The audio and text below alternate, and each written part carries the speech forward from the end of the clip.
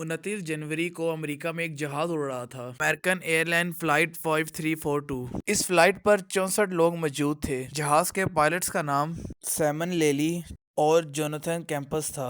یہ جہاز امریکہ کے شہر وچیتا سے اڑا اور اس جہاز نے امریکہ کے ایئرپورٹ واشنگٹن انٹرنیشنل ایئرپورٹ پر لینڈ کرنا تھا۔ یہ ایئرپورٹ امریکہ کے capital city Washington D C سے صرف 5 میل دور تھا۔ سفر بالکل ٹھیک چل رہا تھا اور ایئرپورٹ بس کچھ ہی دیر دور تھا۔ جہاز بس لینڈ کرنے ہی والا تھا۔ رات کے 9:15 بج رہے تھے۔ مسافر بس جہاز سے اترنے کی تیاری کر رہے تھے۔ ٹھیک اسی وقت کچھ ایسا ہوا جو کسی کے وہم و گمان میں بھی نہیں تھا۔ دوستو، اس ایئرپورٹ کے ساتھ ایک دریا بہتا ہے۔ اس دریا کا نام پوٹومک ریور ہے۔ دوستو، اسی دریا کے ساتھ ایئرپورٹ کا رن وے موجود ہے۔ جہاز اسی دریا کے اوپر موجود تھا، ایئرپورٹ سے صرف 750 میٹر دور۔ یہ جہاز صرف 400 فیٹ کی اونچائی پر تھا، کیونکہ کچھ سیکنڈ میں پائلٹس نے اس جہاز کو ایئرپورٹ پر لینڈ کروانا تھا۔ لیکن دوستو، یہ کہاں جانتے تھے کہ ایک ہیلی کاپٹر ان کے سامنے آنے والا ہے۔ یہ ہیلی کاپٹر ایک ملٹری ہیلی کاپٹر تھا، جس میں امریکہ کے 3 فوجی سوار تھے۔ اس ہیلی کاپٹر کی کیپٹن ریبیکا لیبیگ تھی۔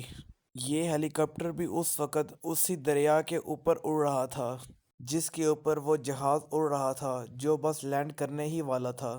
دوستو، اس جگہ امریکی فوج کے کئی ہیلی کاپٹر اڑتے ہیں، لیکن ان کو بہت دھیان سے اڑایا جاتا ہے، کیونکہ یہاں ایک ایئرپورٹ ہے، یہاں سے جہاز اڑتے ہیں اور لینڈ کرتے ہیں۔ اسی وجہ سے ان جہازوں کو اڑانے سے پہلے باقاعدہ پلاننگ کی جاتی ہے۔ ہر چھوٹی ڈیٹیل کا خیال رکھا جاتا ہے۔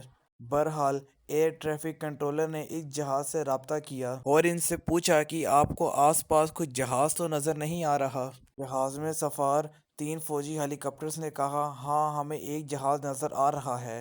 دوستو، مسئلہ یہ تھا، یہ فوجی پائلٹس کسی اور جہاز کو دیکھ رہے تھے جو شاید اس ایئرپورٹ سے اڑ رہا تھا۔ ان کو وہ جہاز نہیں دکھا جو ان کے بالکل سامنے سے آ رہا تھا، جو بس لینڈ کرنے ہی والا تھا۔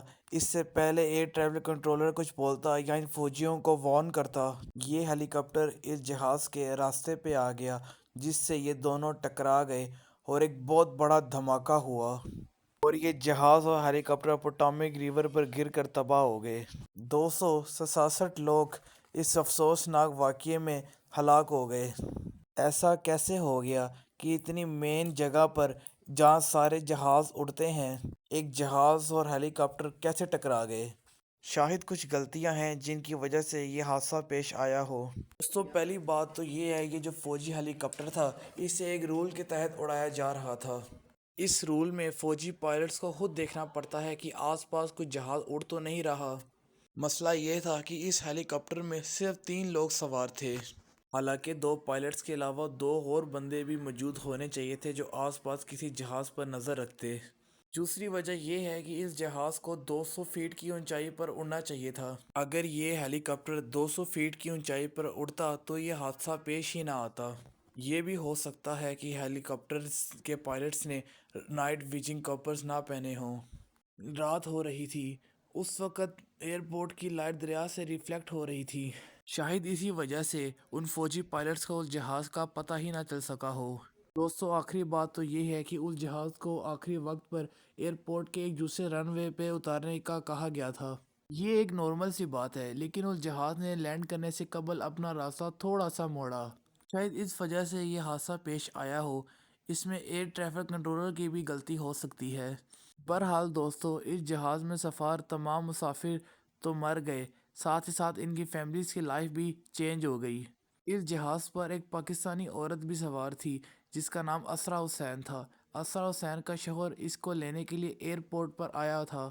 اسرا نے اپنے شوہر کو میسج بھیجا کہ اس کا جہاز صرف 20 منٹ میں لینڈ کرنے والا ہے، لیکن پھر دوستو 20 منٹ بعد اسے پتہ چلا کہ وہ اپنی بیوی سے اب کبھی زندگی نہیں مل پائے گا۔ اس طرح کی کئی کہانیاں ہیں ان لوگوں کی جو اس جہاز پر مارے گئے، اور وہ بھی کسی اور کی غلطی کی وجہ سے۔ تو امید کرتا ہوں ناظرین آپ کو میری آج کی یہ ویڈیو پسند آئی ہوگی۔ تب تک کے لیے اللہ حافظ۔